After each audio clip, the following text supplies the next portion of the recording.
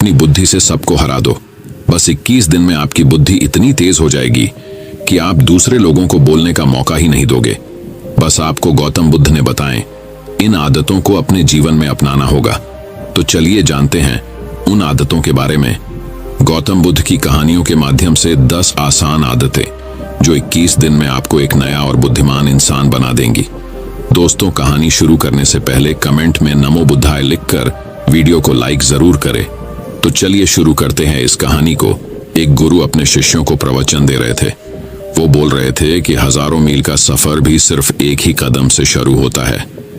देखा जाए तो अपनी जिंदगी में लक्ष्य हम सभी तय करते हैं, अपने लिए ख्वाब बुनते हैं, खुद को लेकर कई सारे सपने भी देखते हैं, लेकिन अपने लक्ष्य, अपनी मंजिल के पीछे भागने की बजाय ज्यादातर लोग अपने उन ख्यालों के पीछे भागते रह जाते हैं जिनका शायद सच्चाई से कोई वास्ता ही नहीं है, जो सिर्फ उनके दिमाग की एक उपज है।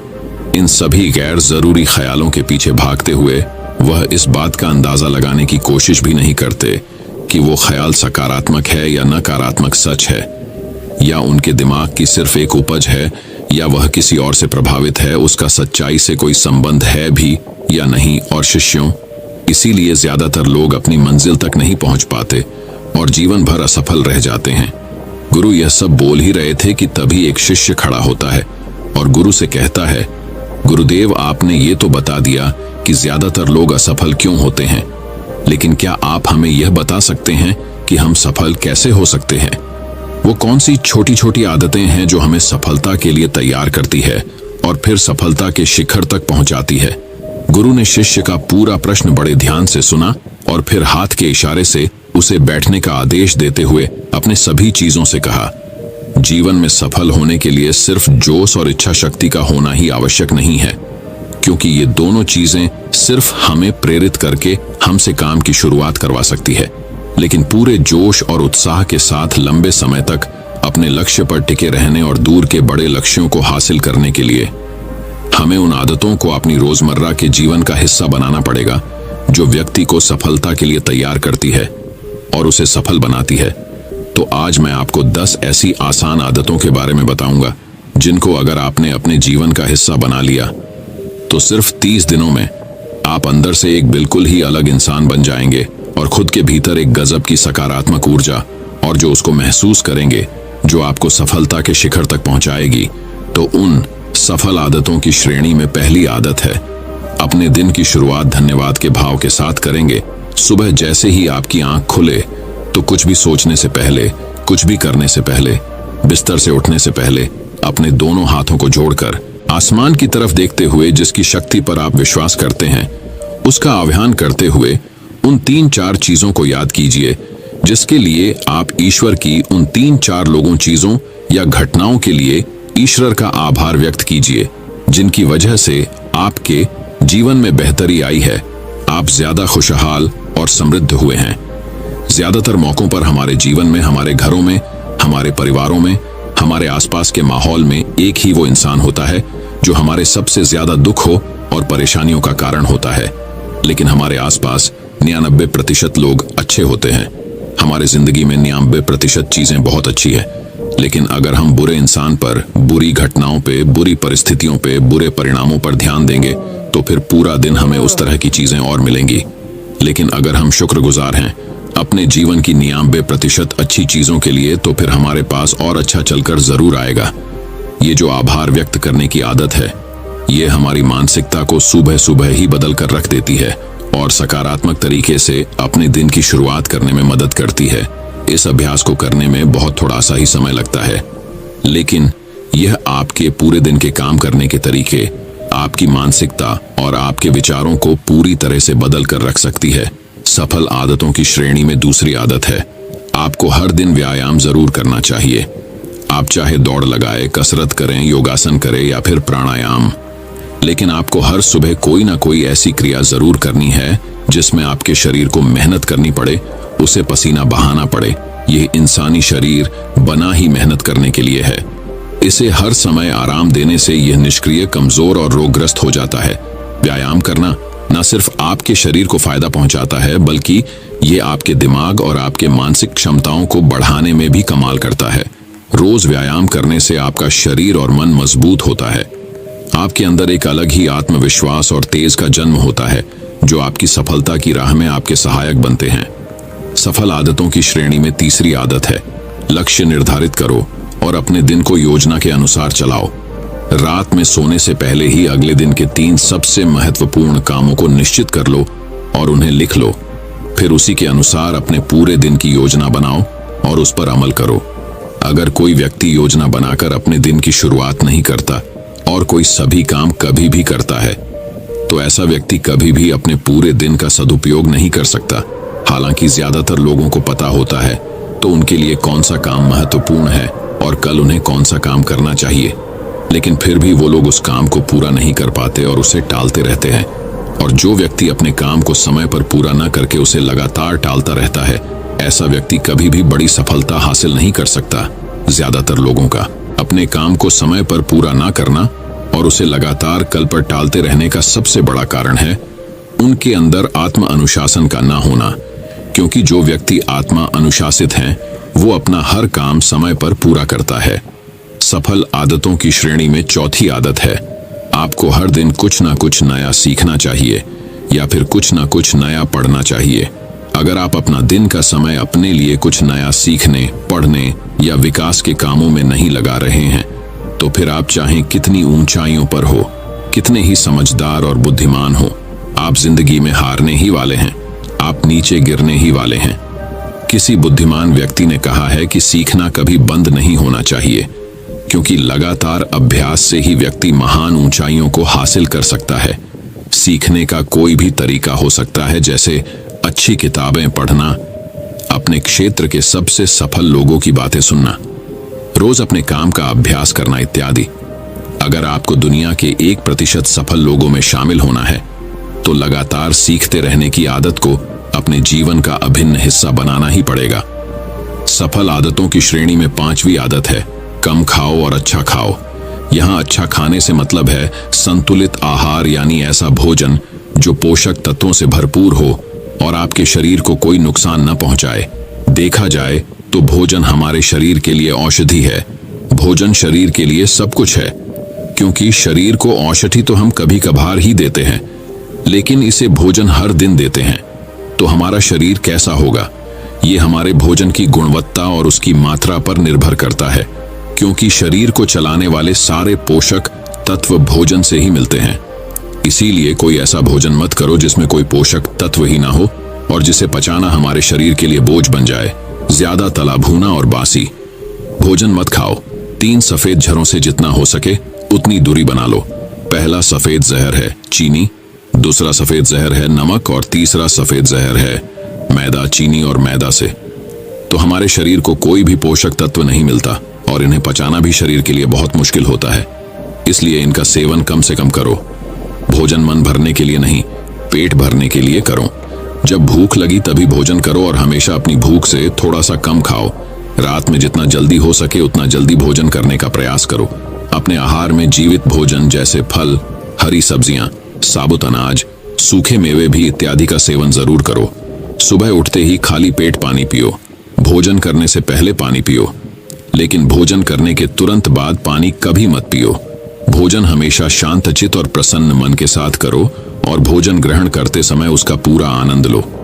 हम जैसा अपने शरीर को भोजन देते हैं, यह उसी के अनुसार काम करने लगता है। इसीलिए अपने भोजन और उसकी गुणवत्ता का ध्यान रखो। सफल आदतों की श्रेणी में 6ठी आदत है, उनके साथ हर दिन थोड़ा सा समय बिताओ जो आपसे सच्चा प्रेम करते हैं, आपकी परवाह करते हैं, जैसे आपके माता पिता, भाई बहन या फिर आपके सच्चे मित्र।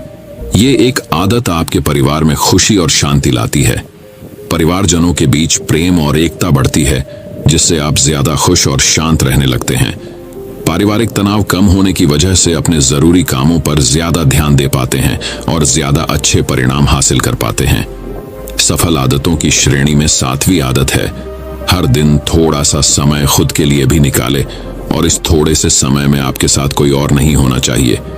यह आपका अपना समय है जिसमें आप अकेले एकांत में रहेंगे, खुद के बारे में चिंतन करेंगे, खुद की अच्छाइयों और बुराइयों के बारे में विचार करेंगे, अपने भविष्य के बारे में सोचेंगे, अपने काम के बारे में सोचेंगे, अपने भीतर उतरने का प्रयास करेंगे। इन एकांत के पलों का उपयोग आप खुद को और भी बेहतर तरीके से जानने और समझने में करेंगे। इस समय आप खुद की कमियों के बारे में विचार करेंगे और उन्हें कैसे ठीक कर सकते हैं, इस पर मंथन करेंगे। सफल आदतों की सूची में 8वीं आदत है समय का सही प्रबंधन करना, उसका सही उपयोग करना। जिंदगी दिनों, महीनों और सालों में गिनी जाती है, तो जिसने अपना दिन संभालना सीख लिया उसका महीना संभल जाएगा, और जिसने अपने महीने संभालने सीख लिए उसके साल संभल जाएंगे, और जिसके साल संभल गए उसकी पूरी जिंदगी संभल जाएगी। इसीलिए अपने दिन को सही तरीके से संभालना सीख लो। जो सबसे महत्वपूर्ण काम है उन्हें सबसे पहले खत्म करो। जिंदगी के किसी भी क्षेत्र में देख लो, घंटे तो सबके पास 24 ही होते हैं, लेकिन इन्हीं 24 घंटों में कुछ लोग कमाल कर जाते हैं। अपने एक हैं जीवन में ना जाने कितने सारे काम कर जाते हैं, लेकिन दूसरी तरफ ज्यादातर लोग छोटे छोटे कामों में ही उलझे रह जाते हैं और जीवन भर यही कहते रहते हैं कि इस काम के लिए समय नहीं है, उस काम के लिए समय नहीं है। तो आखिर समस्या कहाँ है? समस्या है अपने समय का सही प्रबंधन न कर पाना। सफल आदतों की श्रेणी में 9वीं आदत है रात में जल्दी सोएं और सुबह जल्दी उठे। जो व्यक्ति सुबह जल्दी उठता है उसे कुछ अतिरिक्त समय मिल जाता है सबसे महत्वपूर्ण कामों को खत्म करने का, जैसे ध्यान का अभ्यास, व्यायाम, किताबें पढ़ना इत्यादि। सुबह जल्दी उठकर ध्यान का अभ्यास करने से दिन भर मन शांत और प्रसन्न रहता है। इसके साथ ही सुबह जल्दी उठकर काम शुरू करने से व्यक्ति का काम समय पर पूरा हो जाता है और वह बेवजह की चिंता और तनाव से बच जाता है। सुबह जल्दी उठकर काम खत्म करने से व्यक्ति के अंदर एक ऐसा अनुशासन जन्म लेता है जो उसे सफलता के शिखर तक पहुंचा सकता है। सफल आदतों की श्रेणी में 10वीं आदत है वीर्यनाश, धूम्रपान और मदिरापान से बचे। ये तीनों ही काम ऐसी बुरी लत है जो निश्चित रूप से आपको पीछे ले जाने वाली है। ये तीनों ही काम आपके मानसिक और शारीरिक स्वास्थ्य के लिए बहुत ही हानिकारक है। वीर्यनाश आपके तेज और कांति को खत्म करता है और साथ ही आपको शारीरिक व मानसिक रूप से कमजोर बनाता है। हालांकि इन तीनों ही चीजों को छोड़ना आसान नहीं होता, लेकिन अगर आप चाहे तो मजबूत इरादे और दृढ़ इच्छा शक्ति के बल पर इन्हें छोड़ सकते हैं, इनसे निजात पा सकते हैं। इतना कहने के बाद गुरु ने अपना प्रवचन समाप्त कर दिया और वह मौन हो गए। यह देखते ही सभी चीजें समझ गए कि अब यहाँ से जाने का समय हो चुका है। उन सब ने इस जानकारी के लिए गुरु का धन्यवाद किया और वहां से चले गए। तो दोस्तों, उम्मीद करता हूं आपको इस कहानी से एक अच्छी सीख मिली होगी। ये कहानी आपको कैसी लगी हमें कमेंट बॉक्स में कमेंट करके जरूर बताएं। अब चलिए दोस्तों, जानते हैं कि अपने बुद्धि को सबसे तेज और धारदार कैसे बनाएं। तो चलिए हमारे दूसरे कहानी की शुरुआत करते हैं। दूसरी कहानी बुद्धिमानी से जुड़ी गौतम बुद्ध की कहानी। एक गांव में एक लड़का था जिसका दिमाग बहुत तेज था। उसकी यह खासियत थी कि वह किसी भी चीज को बहुत ही आसानी और कम समय में सीख लेता था, जबकि उसी चीज को सीखने और समझने के लिए अन्य लोगों को काफी समय लग जाता था। लड़के की यह ख्याति दूर दूर तक फैल गई। सभी लड़के की तारीफ में कहने लगे कि उसके जितना बुद्धिमान कोई नहीं है। लड़का चित्रकारी, मूर्ति बनाना, गीत गाना जैसे अन्य कई चीजों को जानता था। अपनी प्रसिद्धि को बढ़ाने के लिए वह अन्य काम और चीजों को भी सीखने लगा। इस तरह से उसे अपनी बुद्धिमत्ता पर अहंकार हो गया, क्योंकि वह साधारण व्यक्ति होकर कई असाधारण काम भी आसानी से करने लगा था। एक दिन लड़के का सामना भगवान गौतम बुद्ध से हुआ। लड़के को खुद पर खूब अहंकार था और इस कारण उसे किसी से ईर्ष्या नहीं होती थी, क्योंकि वह खुद को ही श्रेष्ठ समझता था। लेकिन पहली बार उसे गौतम बुद्ध को देख ईर्ष्या हुई और वह अपनी तुलना बुद्ध के साथ करने लगता है। वह देखता है कि बुद्ध के पास भिक्षा मांगने के लिए एक कटोरा है और उसके पास अपार धन। बुद्ध ने साधारण वस्त्र धारण किए थे और उसके वस्त्र कीमती थे। बुद्ध नंगे पैर थे और वह नंगे पांव जमीन पर पैर भी नहीं रखता था। इस तरह से लड़का एक नहीं बल्कि कई चीजों से गौतम बुद्ध के साथ अपनी तुलना करने लगा। हर चीज से तुलना करने के बाद वह मन ही मन सोचता है कि आखिर मैं इस भिक्षु के साथ अपनी तुलना क्यों कर रहा हूं, जबकि इसका और मेरा जीवन बिल्कुल अलग है। वहां मौजूद सभी लोग गौतम बुद्ध का सम्मान कर रहे थे। लड़का सोचने लगा कि आखिर इनमें ऐसा क्या है जो मुझ में नहीं है, जिस कारण मेरे भीतर इनके प्रति ईर्ष्या पैदा हो गई। अपने मन में चल रही जिज्ञासा को शांत करने के लिए वह बुद्ध के पास जाता है। तो आखिर वास्तव में कौन है बुद्धिमान? बुद्ध के पास जाकर वह कहता है, मैं इस गांव का सबसे बुद्धिमान व्यक्ति हूँ और आप अपने आसपास जो भी देख रहे हैं मैं वह सब करना जानता हूँ। मैं किसी भी कार्य को बहुत कम समय में सीख लेता हूँ, इसलिए सभी लोग मेरा सम्मान करते हैं। लेकिन फिर भी आपको देख मेरे भीतर ईर्ष्या पैदा हो गई, इसलिए मैं जानना चाहता हूँ कि आपकी उपलब्धि क्या है। सभी आपको इतना आदर सम्मान क्यों दे रहे हैं? लड़के के सवाल का जवाब देते हुए बुद्ध कहते हैं, मेरी कोई उपलब्धि नहीं है, लेकिन तुम कह सकते हो कि मेरी यही एक उपलब्धि है। बुद्ध लड़के से पूछते हैं, क्या तुम्हें निंदा अच्छी लगती है? लड़का कहता है कि भला किसे निंदा अच्छी लग सकती है? बुद्ध कहते हैं कि जो तुम्हें अच्छा और बुरा लगता है मैं इनसे भी ऊपर हूं। मुझे ना निंदा सताती है और ना अपनी प्रशंसा से प्रसन्न होता हूं। यही अंतर है तुम में और मुझ में। बुद्ध कहते हैं, तुमने सैकड़ों काम सीखे लेकिन सबसे जरूरी काम को सीखना भूल गए। लड़का पूछता है, कौन सा काम?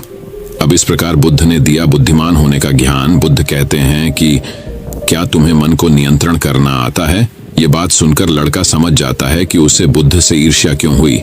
बुद्ध कहते हैं, जिसने संपूर्ण जगत जीत लिया लेकिन अपने मन को नहीं जीत पाया उसने कुछ भी नहीं जीता। वहीं जिसने अपने मन को जीता लेकिन अपना सब कुछ गंवा दिया फिर भी उसने सब कुछ जीत लिया। बुद्ध की यह बात सुन लड़के का अहंकार टूट गया। उसने बुद्ध से कहा कि क्या आप मुझे अपने मन को जीतना सिखा सकते हैं? बुद्ध कहते हैं, जरूर, लेकिन इसके लिए मैं तुम्हारी सभी उपलब्धियां छीन लूंगा। लड़का कहता है, मैं तैयार हूं। इसके बाद से ही लड़का ध्यान लगाने लगता है, क्योंकि ध्यान से ही मन को वश में किया जा सकता है। तो दोस्तों, अब चलिए बढ़ते हैं हमारे तीसरी कहानी की तरफ। तीसरी कहानी, दिमाग की धार को कैसे तेज करे। लगभग हम सभी लोग जानते हैं और साइंस भी यह सिद्ध कर चुका है कि हम हमारे दिमाग का मैक्सिमम 10% ही यूज कर पाते हैं और इसमें से ज्यादातर हमारा दिमाग बचपन में ही सब कुछ सीखता है और सबसे ज्यादा एक्टिव रहता है, क्योंकि हम हर रोज कुछ न कुछ नया कर रहे होते हैं। रोज पढ़ते हैं, नए नए खेल खेलते हैं और हमेशा एक्टिव रहते हैं। किंतु जैसे जैसे हम बड़े होते हैं हमारे रोज के कामों में इतने व्यस्त हो जाते हैं कि कुछ नया करने और सीखने का मौका ही नहीं मिलता। लेकिन यदि हम अपने दिमाग को धार देते रहे तो हम दुनिया में जल्दी आगे बढ़ सकते हैं। यह सीखा मैंने इस कहानी से। अफ्रीका में एक पेड़ काटने वाली कंपनी थी जिसमें वहां के लोग पेड़ काटने का काम करते थे, जिसमें जॉन नाम का एक वर्कर था जो पिछले 8 सालों से पेड़ काटने का काम कर रहा था। उसी कंपनी में एक बिल नाम का नया वर्कर लगता है और एक ही साल में उसकी सैलरी बढ़ जाती है और प्रमोशन भी मिल जाता है। ये बात जॉन को पता लगती है तो वह कंपनी के मैनेजर के पास जाता है और कहता है, सर, इस कंपनी में मेरे साथ अन्याय हो रहा है। मैनेजर बोलता है, नहीं जॉन, इस कंपनी को मैं मैनेज करता हूं, ऐसा तो कुछ नहीं है। अगर तुम्हें कोई प्रॉब्लम है तो मुझे बताओ। जॉन बोलता है, सर, मैं पिछले 8 साल से काम कर रहा हूं लेकिन मेरा प्रमोशन नहीं हुआ और सैलरी भी वही है, लेकिन बिल जो कि 1 साल पुराना ही है उसकी सैलरी बढ़ गई और प्रमोशन भी हो गया, जबकि प्रमोशन तो मेरा होना चाहिए था। इसके बाद मैनेजर बोलता है, देखो, तुम बहुत ईमानदार और मेहनती हो, मैं यह बात मानता हूं, लेकिन कंपनी के नियम के अनुसार जो ज्यादा पेड़ काटता है उसे ज्यादा सैलरी मिलती है और प्रमोशन भी जल्दी होता है। तुम पहले भी रोज 4 पेड़ काटते थे और अब भी 4 पेड़ ही काटते हो, लेकिन वह रोज 8 पेड़ काटता है, इसलिए उसे जल्दी प्रमोशन मिला। तुम भी रोज 8 पेड़ काटो, तुम्हें भी प्रमोशन मिल जाएगा। यह बात सुनकर जॉन लौट जाता है और रोज से ज्यादा मेहनत करता है और ज्यादा देर तक काम करता है। कुछ दिनों के बाद जॉन फिर मैनेजर के पास आता है और बोलता है, सर, मैं अब ज्यादा मेहनत कर रहा हूं और ज्यादा समय तक काम करता हूं, लेकिन फिर भी मैं रोज सिर्फ 5 पेड़ ही कर पाता हूं। बिल रोज 8 पेड़ कैसे काटता है? मैनेजर ने कहा, यह बात तो तुम्हें बिल ही बता पाएगा, तुम बिल से जाकर पूछ लो। अगले दिन जॉन बिना संकोच किए बिल के पास जाता है और पूछता है कि बिल, तुम रोज 8 पेड़ कैसे काट लेते हो? मैं पूरी मेहनत करके भी सिर्फ 4 से 5 पेड़ ही काट पाता हूं। क्या तुम मुझे बता सकते हो कि तुम पेड़ कैसे काटते हो? बिल कहता है, पहले तुम बताओ जॉन की तुम अपनी कुल्हाड़ी को धार कब लगाए थे? जॉन, मैंने पिछले हफ्ते ही धार लगाई थी। बिल कहता है, मैं हर पेड़ काटने के बाद 2 मिनट का समय निकालता हूं और अपनी कुल्हाड़ी को धार देता हूं, और जो पेड़ तुम 2 घंटे में काटते हो वह मैं 1 घंटे में ही काट देता हूं। धार देने वाले 2 मिनट मेरे आने वाले 58 मिनट बचा देते हैं और मैं रोज 8 पेड़ काट लेता हूँ। यह सुनकर जॉन बिल को धन्यवाद देते हुए चला जाता है। सिर्फ ज्यादा समय और ज्यादा मेहनत से कुछ नहीं होने वाला, इसके साथ साथ उसे अपनी कुल्हाड़ी को धार देते रहना पड़ेगा। जब भी वह धार देना बंद कर देगा, उस समय से उसके कार्य पर प्रभाव पड़ना शुरू हो जाएगा। जॉन अपनी कुल्हाड़ी में धार देकर काम शुरू करता है और कुछ ही दिनों में वह भी प्रमोशन ले लेता है। इस कहानी से हमें ये सीख मिलती है कि दोस्तों, हमें हमेशा ही अपनी लाइफ में कुछ ना कुछ सीखते रहना चाहिए और अपने दिमाग को धार देना चाहिए, चाहे हमारी उम्र कुछ भी क्यों ना हो। मैंने कुछ दिनों पहले सत्य नाडेला, जो कि माइक्रोसॉफ्ट के सीईओ बने हैं, उनके बारे में पढ़ा था कि वह आज भी नए नए कोर्स ज्वाइन करते रहते हैं और नई नई किताबें पढ़ते हैं। उन्हें आज भी नया सीखने में कोई संकोच नहीं है और शायद इसीलिए वह इतनी बड़ी पोजीशन पर है।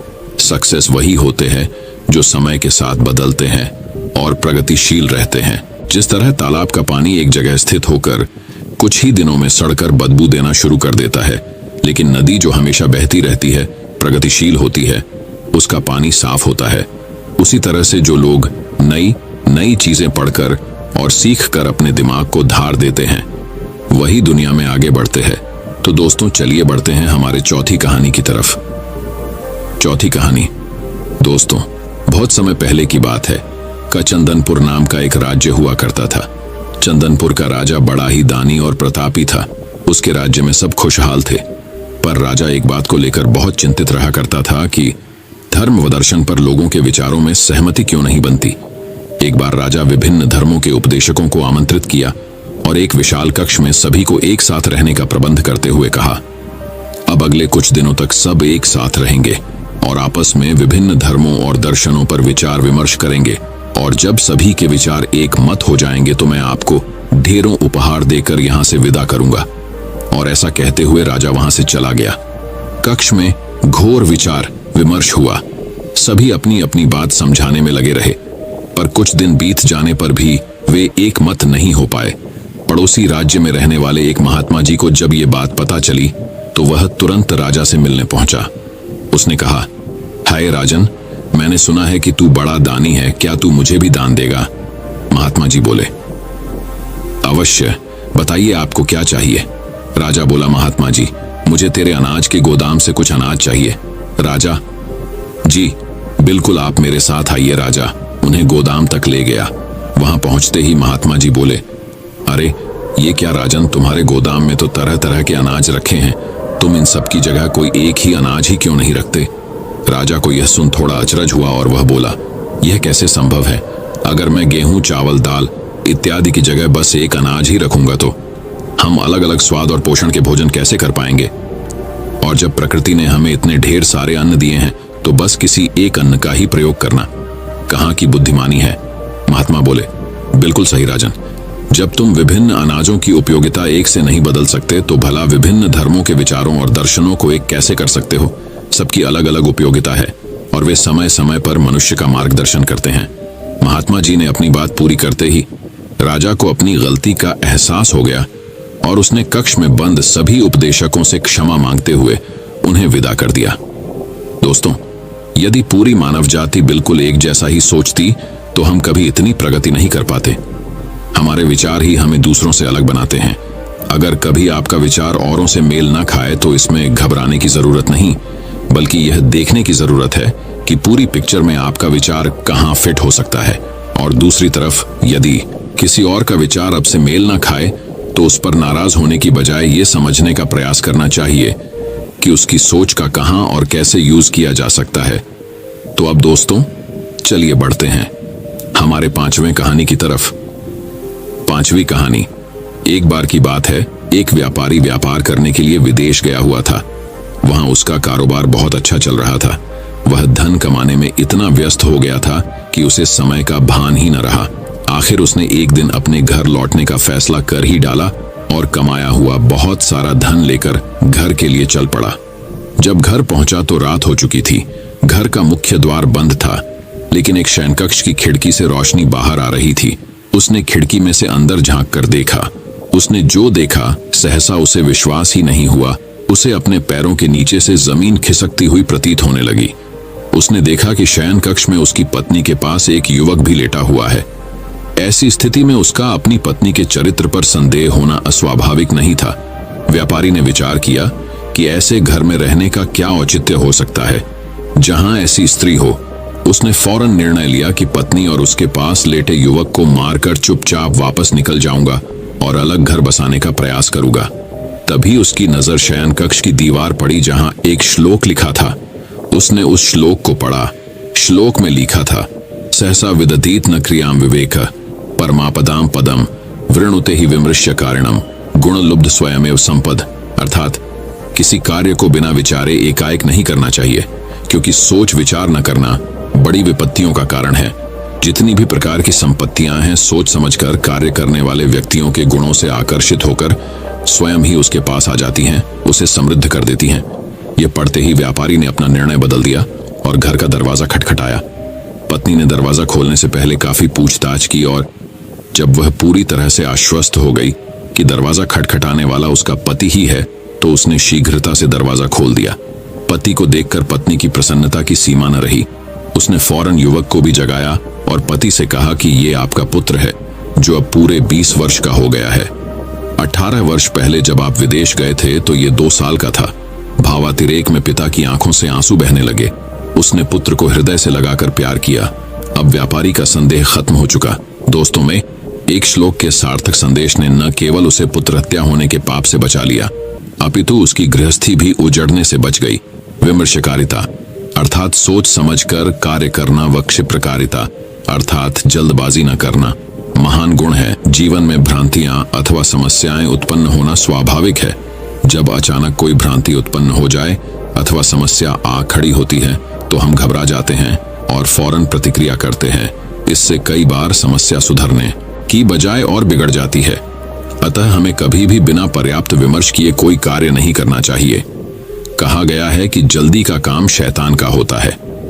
जिस प्रकार से रोग का उपचार करने के लिए उसका सही निदान अनिवार्य है, उसी तरह से कोई समस्या हो अथवा भ्रांति को दूर करने के लिए भी पर्याप्त विचार विमर्श करना अत्यंत आवश्यक है। दोस्तों, मैं उम्मीद करता हूं कि यह कहानी सुनने से आपके जीवन में अच्छे बदलाव आए होंगे। आपको इस वीडियो से क्या सीखने मिला, ये कमेंट करके जरूर बताएं और अपने परिवार, दोस्तों या आपके करीबी इंसान के साथ ये कहानी शेयर करके उन्हें भी इस ज्ञान से परिचित करवाएं।